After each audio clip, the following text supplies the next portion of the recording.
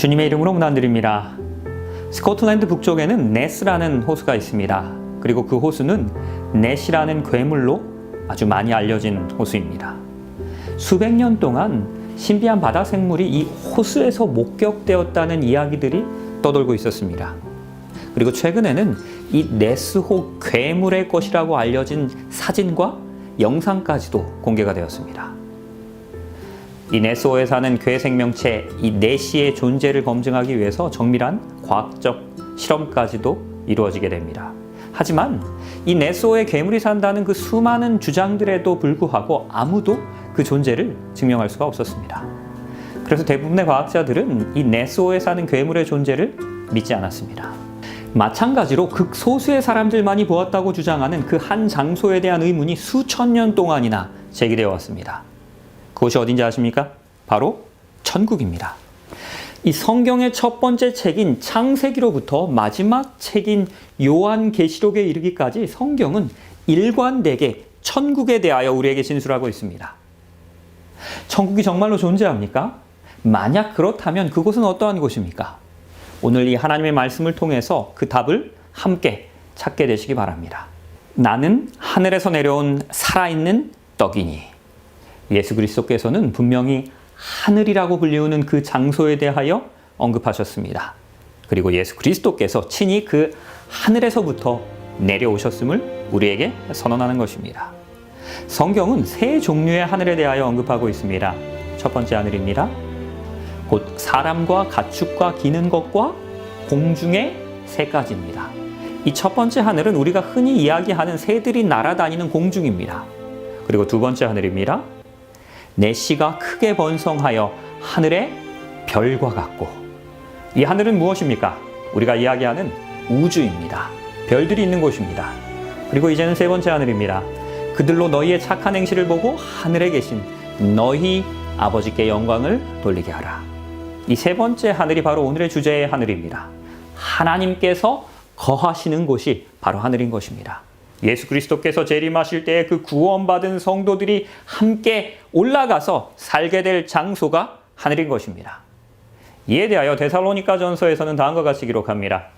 주께서 호령과 천사장의 소리와 하나님의 나팔 소리로 친히 하늘로부터 강림하십니다. 그리고 그리스도 안에서 죽은 자들이 먼저 일어납니다. 그 후에 우리 살아남은 자들도 그들과 함께 구름 속으로 끌어올려지는 것입니다. 그리고 공중에서 주를 영접하게 됩니다. 그리하여 우리가 항상 주와 함께 영원히 거하게 되는 것입니다. 하나님의 백성들은 재림의 날에 공중으로 끌어올려지게 됩니다. 그리고 예수 그리스도를 공중에서 영접합니다. 그리고 예수님과 함께 우주를 여행할 것입니다. 은하계 사이를 우리가 함께 비행하는 아주 멋진 여행이 될 것입니다. 그리고 이 하늘나라가 어떠한 곳인지에 대해서 성경은 계속해서 이렇게 묘사합니다. 기록된 바 하나님이 자기를 사랑하는 자들을 위하여 예비하신 모든 것은 눈으로 보지 못하고 귀로 듣지 못하고 사람의 마음으로도 생각하지 못하였다 함과 같습니다. 우리는 천국이 얼마나 놀라운 곳인지 상상조차 할 수 없는 것입니다. 잠시 눈을 감고 여러분이 본 가장 아름다운 장소를 이 시간 한번 떠올려 보시기 바랍니다. 천국은 그보다 훨씬 더 아름다울 것입니다. 이 시간 잠시 동안 내 평생 가장 즐거웠던 그 휴가를 떠올려 보시기 바랍니다. 천국은 그보다 훨씬 더 즐거울 것입니다. 우리가 마음껏 상상해 볼 수 있는 하늘은 우리가 무슨 상상을 하든지 간에 그 이상일 것입니다. 그러하기에 하늘을 이상 가운데 직접 보고 그것에 대하여 기록한 바울은 다음과 같이 하늘을 묘사합니다. 그가 낙원으로 이끌려가게 됩니다. 그리고 말로 표현할 수 없는 말을 듣게 되는 것입니다. 말로 표현할 수 없는 것이 바로 하늘이라는 것입니다. 요한 역시도 하늘을 보게 됩니다. 내가 곧 성령에 감동되었더니 보라 하늘의 보좌를 베풀었고 그 보좌 위에 앉으신 이가 있었습니다. 요한은 하늘에서 하나님의 보좌를 보게 됩니다. 하늘이 아름다운 곳인 이유는 하나님께서 거하시는 곳이기 때문입니다. 지금 우리가 하는 말의 요점은 이러합니다. 대제사장이 우리에게 있다는 것입니다. 그는 하늘에서 지극히 크신 이의 보좌 우편에 앉으셨습니다. 성소와 참 장막에서 섬기시는 이입니다. 이 장막은 우리 하나님께서 세우신 것입니다. 예수 그리스도는 우리의 대제사장으로서 하나님의 보좌 앞에서 우리를 위하여 중보하고 계십니다. 예수 그리스도의 사역은 하늘 성소에서 이루어지고 있는 것입니다.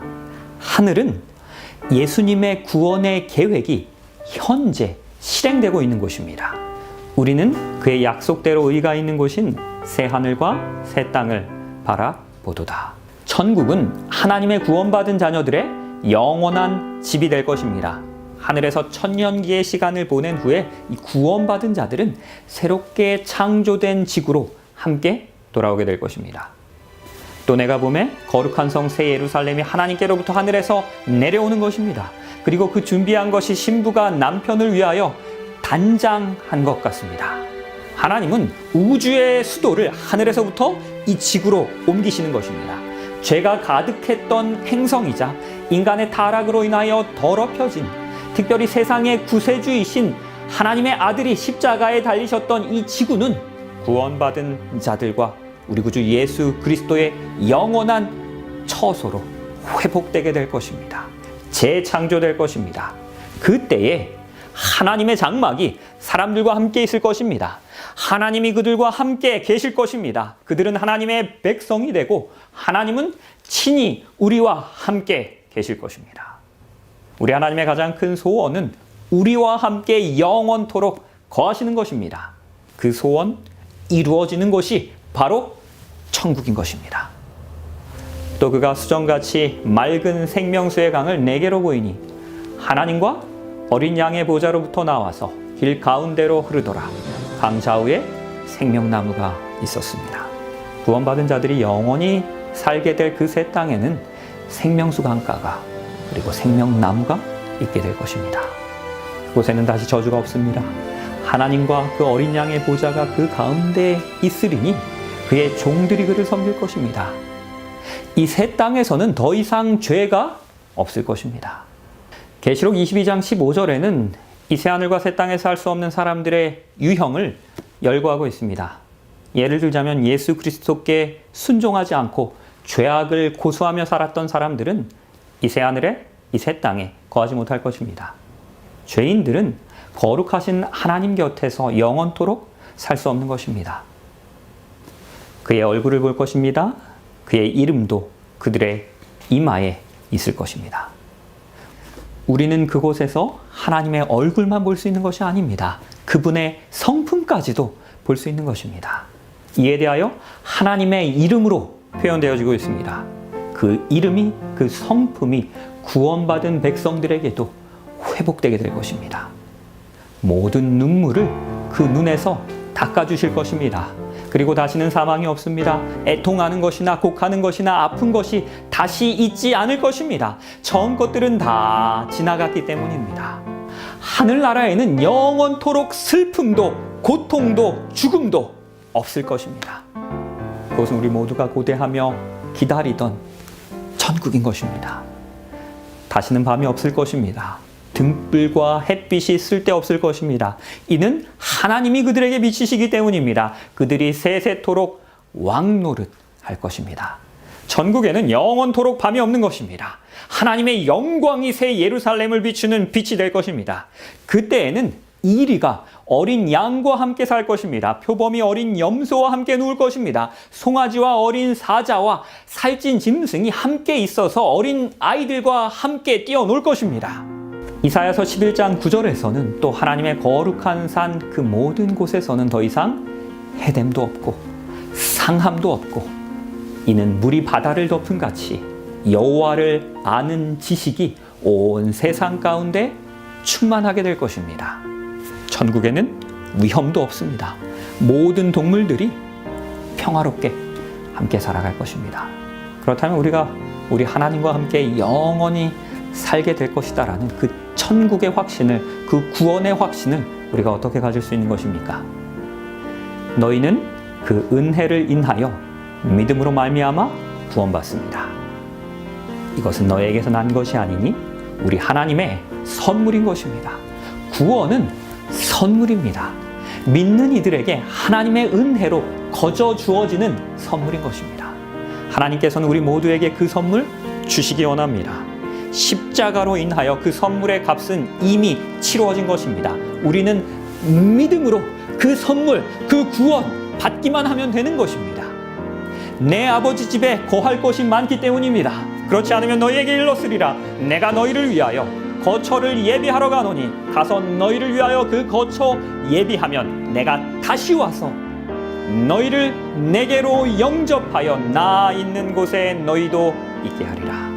예수 그리스도께서는 이 세상 가운데 다시 오시겠노라라고, 그리고 우리를 그 하늘나라로 데려가시겠노라라고 약속하셨습니다.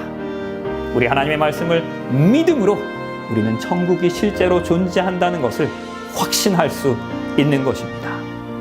재림 이후의 삶은 복과 선과 기쁨만이, 행복만이 가득한 삶이 될 것입니다. 예수 그리스도께서는 지금 우리가 거할 처소를 준비하시며 하늘에서 기다리고 계십니다. 그 예수께서 곧 다시 오십니다. 우리를 영광의 하늘 집으로 데려가기 위하여 다시 오십니다. 바로 이것이 복음인 것입니다. 우리 하나님께서 값없이 베풀어 주시는 그 용서를 받아들이고 전적으로 믿음으로 우리는 하늘에 갈 것입니다. 오늘 이 시간 여러분들의 삶 가운데 다시 한번 그 다시 오시겠노라라고 약속하신 그 예수 그리스도를 우리의 마음 가운데 개인의 구주로 영접하시는 이 시간이 되시길 바라면서 말씀을 줄이겠습니다.